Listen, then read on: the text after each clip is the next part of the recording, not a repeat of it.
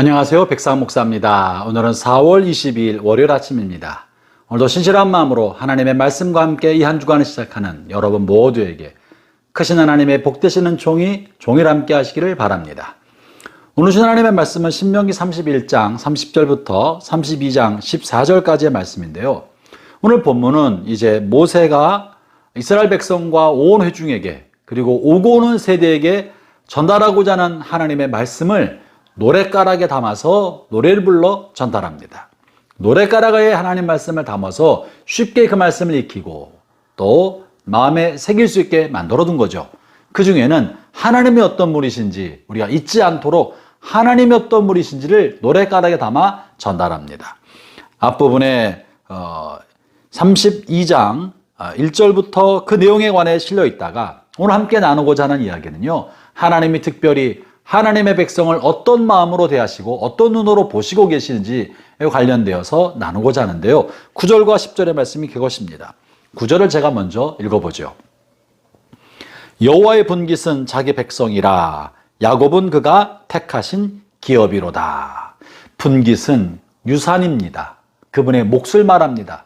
그분의 소유를 말하는 것이고 그분에게 할당된 그의 유산을 말하는 것인데요. 특별히 그가 자랑스럽게 여기는 가장 소중한 어떤 소유물을 이렇게 표현한 것 같습니다.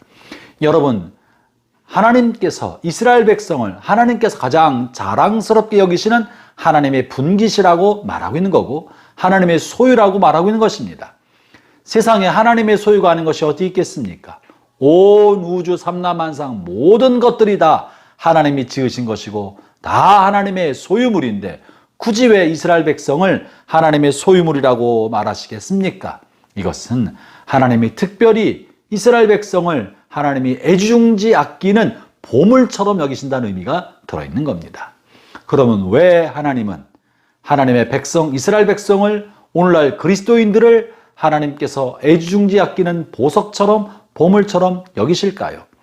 우리가 다른 피조물이나 다른 동물들보다 하나님 앞에 더 잘 순종합니까? 더 나은 존재입니까? 우리가 다른 피조물보다 더 의로운 존재입니까? 아닙니다. 하나님 우리를 애지중지 아끼고 보물처럼 여기시는 것은 우리의 탁월성 때문이 아니고 능력 때문도 아니며 우리의 의로움 때문은 더더군다나 아닙니다. 우리는 오히려 범죄하고 실수도 많고 하나님 마음을 아프게 할 때도 많은 불완전한 존재입니다. 죄를 짓고 또 죄의 가능성이 언제나 있는 위험천만한 존재입니다. 그런데 왜 하나님은 저나 여러분을 하나님 마음에 보물처럼 두고 계실까요? 그것은 바로 우리가 그런 연약한 존재이기 때문에 그렇습니다.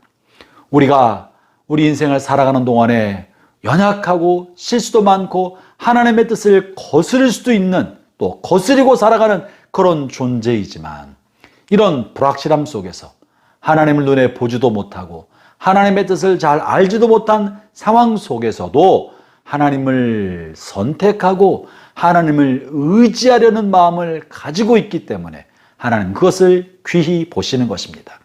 불확실함 속에 살아가지만 하나님을 신뢰하고 의지하는 그 마음을 귀히 보는 거예요. 여러분 그것을 뭐라 말합니까? 그것을 믿음이라고 표현한 것입니다. 하나님을 선택하고 하나님을 의지하는 그 믿음을 하나님은 의롭게 여기셔서 우리를 귀히 보시는 것입니다. 우리가 하나님을 거역할 수도 있는 자유의지를 가진 존재임에도 불구하고 하나님을 잘 알 수 없는 연약한 존재임에도 불구하고 하나님의 뜻대로 살려고 하는 선택, 하나님의 말씀대로 살려고 하는 우리의 의지적 선택, 죄악의 유혹이 많음에도 불구하고 그것을 물리치고 하나님을 향해 가려고 하는 우리의 믿음의 선택을 보시면서 이것을 귀히 여기시는 겁니다.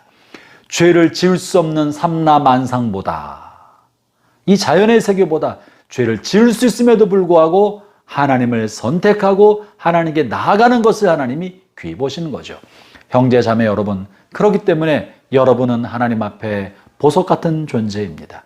비록 실수하고 육신의 정욕과 이생의 자랑에 치우쳐서 하나님을 아프게 하고 하나님의 뜻에 어긋나 살 때가 많지만 그럼에도 다시 돌이켜 하나님 앞에 나아가고 하나님의 말씀을 묵상하고 뜻대로 살려고 알고 기도하고 하나님을 예배하면서 하나님 앞에 자신을 드리려 하는 여러분을 하나님은 보석처럼 여기시는 것입니다. 그래서 귀히 여기시는데 10절에는요 얼마나 귀히 여기신지가 이렇게 표현되어 있습니다. 제가 읽어보죠. 여호와께서 그를 황무지에서 짐승이 부르짖는 광야에서 만나시고 호위하시며 보호하시며 자기의 눈동자같이 지키셨도다. 하나님은 이런 연약한 저와 여러분을 눈동자처럼 아끼시고 지키시는 것입니다. 그러므로 형제자매 여러분, 여러분이 여러분 자신을 대할 때 귀한 존재로 여기기를 바랍니다.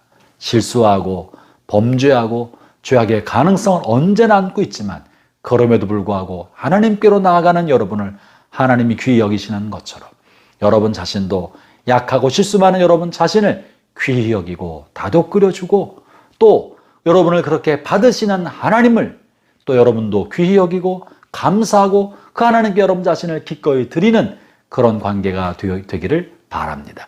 그것이 하나님 나라입니다.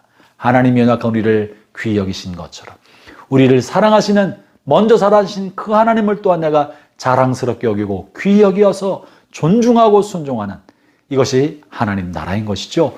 오늘 하루도 또 이 한 주간 살아가는 동안도 하나님과 함께하는 것을 가장 자랑스러운 일을 여기고 하나님 말씀대로 순종하는 것을 우리의 삶의 가장 큰 기쁨으로 여기며 살아가는 복된 한 주 되시기를 주의 이름으로 축원합니다. 기도하겠습니다. 하나님 아버지 감사합니다. 실수 많고 죄 많은 저희들이지만 주께서 우리를 귀히 여기시고 연약한 저희를 더욱더 사랑하셔서 눈동자처럼 지키시며 아끼시고 보석같이 여기심을 감사합니다. 하나님 우리를 이렇게 무한히 사랑하시는데 우리도 하나님을 향한 무한한 사랑과 감사와 헌신으로 하나님께 보답하며 나가도록 성령의 도와 주시옵소서. 예수님 이름으로 기도합니다. 아멘.